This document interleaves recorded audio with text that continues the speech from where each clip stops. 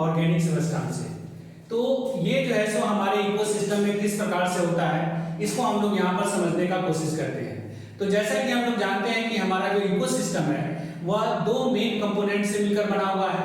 एक होता है बायोटिक और दूसरा होता है एबायोटिक। तो जो बायोटिक कंपोनेंट्स और एबायोटिक है, बायोटिक कंपोनेंट्स के अंतर्गत जो है सो जितने भी लिविंग ऑर्गेनिज्म होते हैं वह सारे लिविंग ऑर्गेनिज्म उसके अंतर्गत आते हैं, और एबायोटिक कंपोनेंट्स के अंतर्गत जो है सो जितने भी non living organism, non living substances हैं वह सभी जो है सो इसके अंतर्गत आते हैं। तो इसका एक साइक्लिंग होता है जो कि ये बार बार जो है सो इनऑर्गेनिक सब्सटेंसेज ऑर्गेनिक में और ऑर्गेनिक सब्सटेंसेज इनऑर्गेनिक में जो है वह कन्वर्ट होता रहता है। जैसे कि देखिए जो बायोटिक सब्सटेंस है, तो बायोटिक के अंतर्गत क्या आते हैं, जितने भी लिविंग हैं। तो इसमें सबसे पहला आ गया प्रोड्यूसर,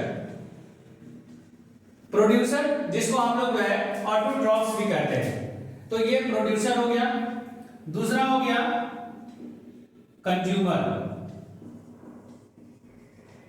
और तीसरा हो गया डिकम्पोजर्स, डिकम्पोजर्स। अब दूसरा जो कंपोनेंट्स है इसका वह है एबायोटिक।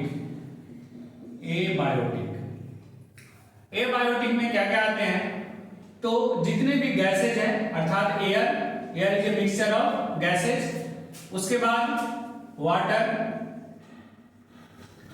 सॉइल,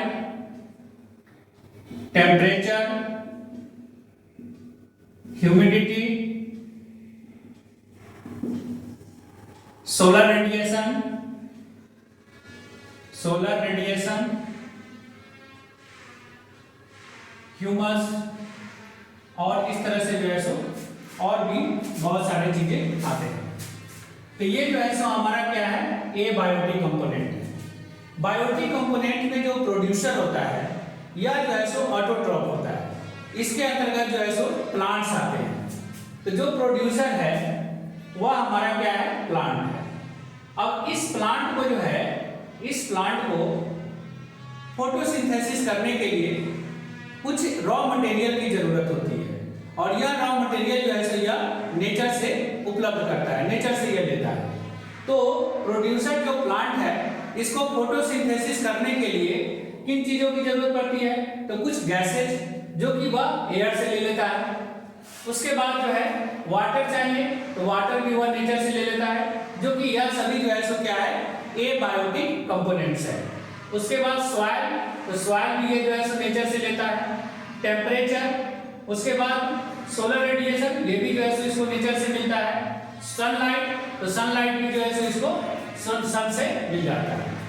इन सभी रॉ मटेरियल को लेकर प्रोड्यूसर जो है सो यानी कि प्लांट जो है वो फोटोसिंथेसिस करता है, और फोटोसिंथेसिस कर यह जो है सो फूड को अर्थात ग्लूकोज को फॉर्म करता है, और डिफरेंट टाइप्स के जो है सो ऑर्गेनिक सब्सटेंसेज को बनाते हैं। तो ये जो जितने भी सब्सटेंसेज है ये सभी जो है सो इनऑर्गेनिक सब्सटेंसेज है, जिससे जो है सो वो ऑर्गेनिक सब्सटेंसेज को फॉर्म करता है। उसके अलावा ये प्लांट जो है सो रूट के द्वारा जो है, रूट के द्वारा भी जो है ये सॉइल से बहुत सारे जो है सो मिनरल्स और वाटर के थ्रू ये एब्जॉर्ब करता है, और जिससे वह डिफरेंट टाइप्स के जो है ऑर्गेनिक कंपाउंड्स को भी फॉर्म करता है।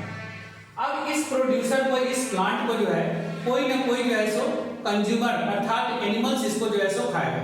कंज्यूमर जो होता है वह हेटेरोट्रॉप्स होता है।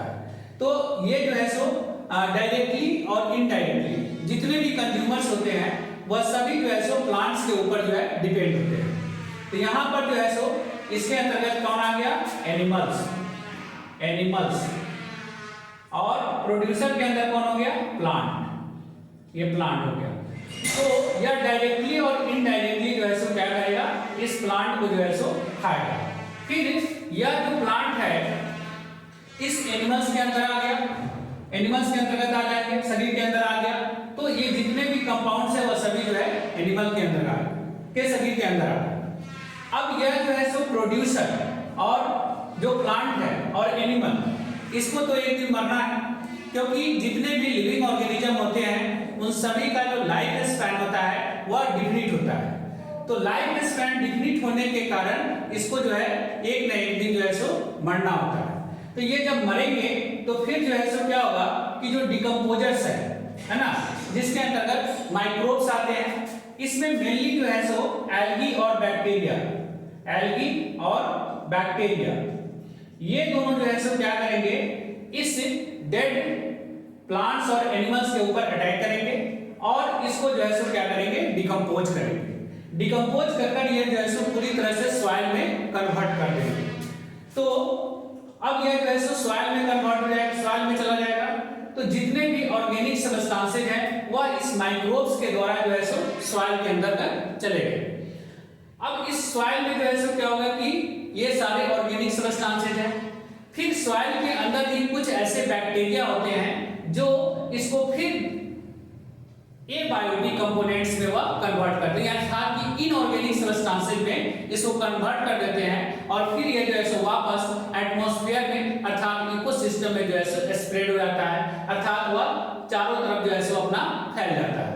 तो यहाँ पर जो है सो जो ऑर्गेनिक सब्सटेंसेज था वह कुछ माइक्रोब्स के हेल्प से जो है सो फिर यह जो है क्या हो गया, यह इनऑर्गेनिक सब्सटेंसेज में कन्वर्ट हो गया। और फिर ये इनऑर्गेनिक सब्सटेंसेज क्या होंगे, ये प्रोड्यूसर यानी कि प्लांट के द्वारा सॉइल में जब ये आ गया तो फिर प्लांट में जाएगा, प्लांट से फिर जो है सो एनिमल्स में जाएंगे, फिर ये दोनों मरेंगे तो फिर ये माइक्रोब जो डिकम्पोजर है इसको डिकम्पोज करेंगे। तो इस तरह से इनऑर्गेनिक सब्सटेंसेज जो है ये ऑर्गेनिक में कन्वर्ट होते हैं, फिर ऑर्गेनिक से जो है ये इनऑर्गेनिक में कन्वर्ट होते रहते हैं।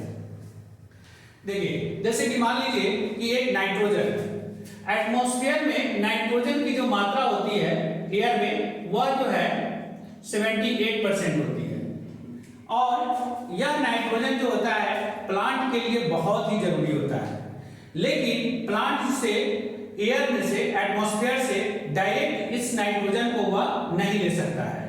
इसको प्लांट को लेने के लिए जो है सो रूट के द्वारा जो है सो यह नाइट्रोजन को लेता है। तो इसके लिए जरूरी है कि एटमॉस्फेयर में जो नाइट्रोजन उपलब्ध है उस नाइट्रोजन को सॉइल के अंदर जाना पड़ेगा। इस प्रोसेस को हम लोग क्या कहते हैं, नाइट्रोजन फिक्सेशन। इसमें कुछ बैक्टीरिया जो होते हैं वह नाइट्रोजन के फिक्सेशन करने में हेल्प करते हैं, जैसे कि राइजोबियम। तो नाइट्रोजन जो है वह एक इनऑर्गेनिक सब्सटेंस है।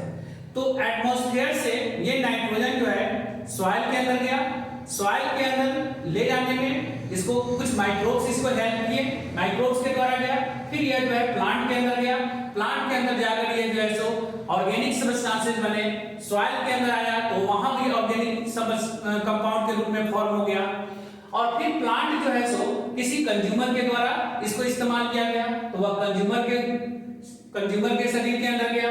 फिर ये दोनों जब डेड करते हैं तो फिर डिकम्पोजर जो है एल्गी और बैक्टीरिया इसको डिकम्पोज करते हैं जहां पर कुछ माइक्रोब्स रहते हैं और ये माइक्रोब्स जो है उस ऑर्गेनिक सब्सटेंस को, जो नाइट्रोजनस ऑर्गेनिक सब्सटेंस है उसको जो है सो फिर या नाइट्रोजन के फॉर्म में जो है सो फ्री रिलीज कर देते हैं। तो फिर यह जो है इनऑर्गेनिक सब्सटेंस के रूप में अर्थात नाइट्रोजन के रूप में फिर एटमॉस्फेयर में वापस आ जाता है। तो इस तरह से ये साइकिल जो है सो क्या होता है, चलता रहता है, जहां पर जो है सो इनऑर्गेनिक सब्सटेंसेज ऑर्गेनिक में और ऑर्गेनिक सब्सटेंसेज इनऑर्गेनिक में कन्वर्ट होते रहते हैं।